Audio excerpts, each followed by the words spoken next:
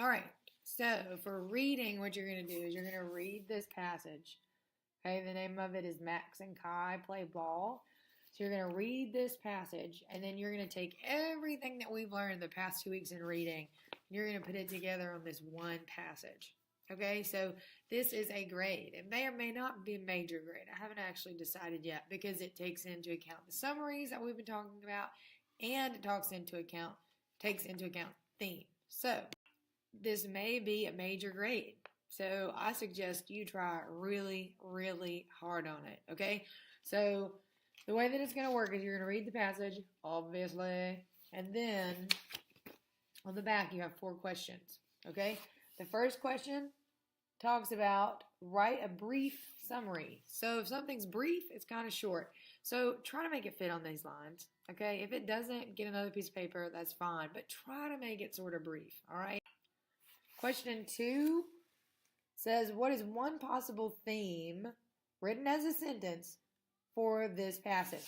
So that means that you need to come up with a theme for the passage. And I'm going to do a little bit more with that in just a minute. So just hold that thought. But remember, theme is the message or the overall, what the author wants you to take away, what they want you to learn.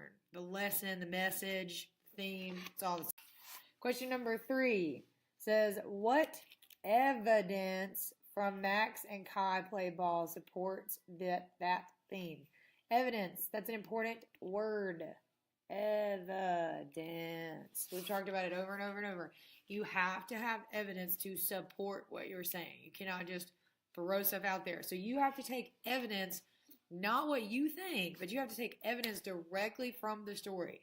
This is why this relates.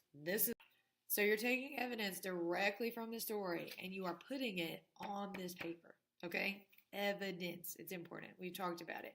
Taking it straight out. And then the last question says, how can you apply the theme to your own life? Because remember, the theme is like a lesson. So what kind of theme, how can you take the theme and put it into your own life to make your life better, right? To change something, to be good, if anything. All right, so real quick, we're going to talk about how to do a theme again because we focused so much this week on how to do summaries that we're going to talk a little bit about the way to do themes and the way to do them correctly. So remember, the first thing that you're going to do whenever you do a theme is to come up with some what? I hope you said topics. So you're going to come up with some topics. You're going to come up with some topics. What is it the author is talking about? Remember, we talked about how topics could be things like family. It could be things like love, presents, Christmas, whatever. Obviously, that's not in this story, but you do have to come up with a topic. So the first thing that you're going to do is come up with a topic about what they're writing about. The second thing that you're going to do is you're going to write a sentence talking about what the author is trying to tell you. So the author thinks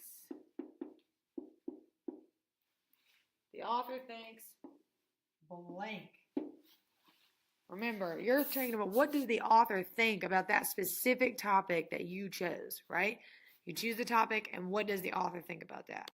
After you get your topic written down, remember, all you have to do is mark this out. And whatever you wrote down here is your theme, right? So we worked on that for about a week, so don't get freaked out about it. Come up with a topic, come up with a sentence, mark out the beginning, and move on from there, okay? You know how to do it. So take the paper, do the best you can, but I want you to work hard. Like I said, it will be a grade. So answer all the questions. Do the best you can. Work hard. Okay. This was brought to you by Miss Burkhart Creations.